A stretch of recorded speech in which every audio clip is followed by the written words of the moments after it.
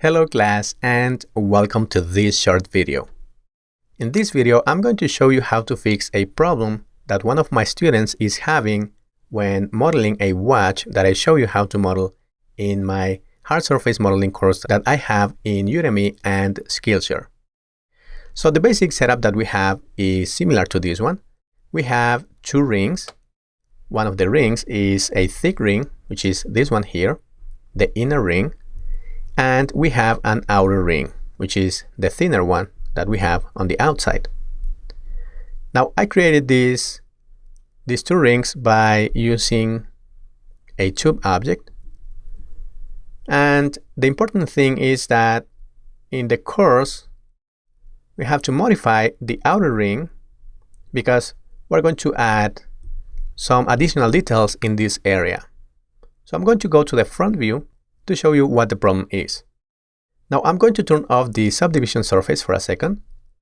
I'm going to select the outer ring, which is this one here. And I'm going to use the lasso selection tool, and I'm going to make sure that I am in the point mode so I can select different points. And I'm also going to make sure that for the lasso tool, I have the only select visible elements option off, so we can select all of these points at once.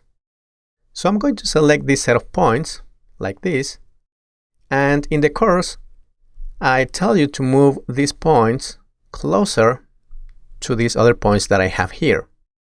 So I'm going to undo that. So this is the starting point. Now the problem is that if we move, I'm going to zoom out so you can see what happens here.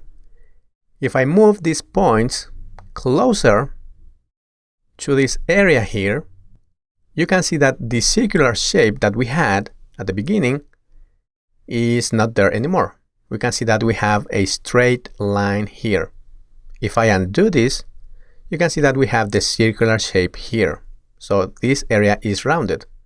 But if I move these points closer to these other points, like this, now we don't have any additional points supporting this area. So this is going to go these polygons are going to go from these points here straight to these points over here. And there is not going to be any curve here anymore. So that is the problem. You can see that if I move them closer, we are going to lose the roundness that we had over here. Now if I go back to the perspective view, and if I turn back on the subdivision surface object, you can see that now I'm going to deselect this so we can see this better. You can see that now we have two problems. The main problem is that now these two different rings are colliding with each other. You can see that here we can see the inner ring is going through the outer ring, and that is a problem because now this doesn't have the circular shape that we had here. The outer ring doesn't have that circular shape anymore, and these objects are colliding. And the other problem that we have is that over here we have a really sharp edge. So I'm going to turn off the subdivision surface. And I'm going to change the display mode so we can see the different lines.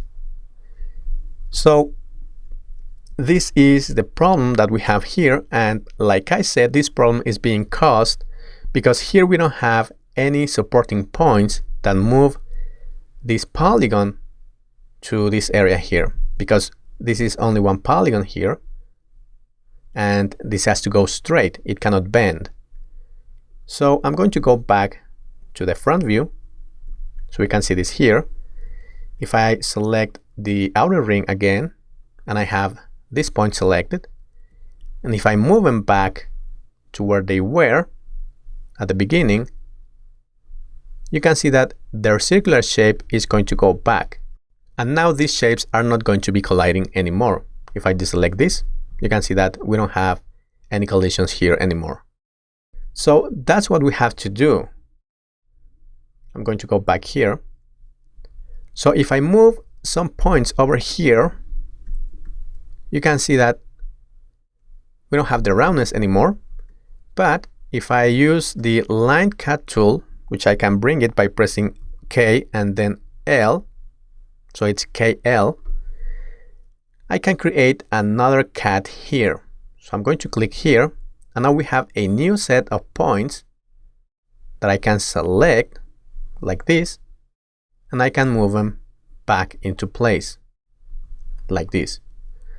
So if I come back again to the perspective view and I turn back on the subdivision surface, you can see that now we don't have that problem here, because now we have these points that are supporting the curvature of this outer ring. Now we can do this in another way, which is going to be much easier. So I'm going to undo all of this until these points go to their original position, like that. And instead of moving these points over here and then adding new points here, what I can do is add the new points right here to begin with. So I'm going to use the line cut tool. So remember, press K and L on your keyboard, and then I'm going to add a new set of points or new edges here by clicking like that. And now if I turn back on the subdivision surface, you can see that we keep this area here rounded, and we have these new points over here. Now the second problem that we had is that we have a sharp edge here. So if I select the object mode and I change the display mode here, and I deselect it, you can see that we have a very sharp area here. And that's going to be caused whenever we have too many points together and when our polygons are really small compared to the rest of the polygons. So you can see that the size of these polygons here is similar to the size to these other polygons here. You can see that they have a similar size. But these polygons here, these ones here, are really small compared to the other polygons. So when we have these kind of scenarios, we're going to get really sharp edges if we have a subdivision surface. So to fix that, I can just select, I'm going to use the lasso selection tool. I'm just going to select all of these points. I'm just going to make sure that they are not too close to this other set of points. So if I separate them a little bit like that, and I turn back on the subdivision surface object, I'm going to move them a little bit like that. You can see that now we don't have that really sharp edge that we had before. And if I want to make this even better, I can select this other set of points and I can move them as well a little bit. And also these ones, just a little bit. Like so. And now this is looking much better than what we had before when we had the two objects colliding with each other. So that's how you fix those kind of problems. Now, if you want to get the full course and learn how to model, texture, light, and render the image that you are seeing on your screen right now, please go to Udemy or Skillshare and search for my username. There you will be able to find different courses that I have available so you can start learning Cinema 4D today. Alright, so that's all for this video. I hope that you enjoyed it and that you learned something useful. Thanks a lot for watching, and I will see you in another tutorial.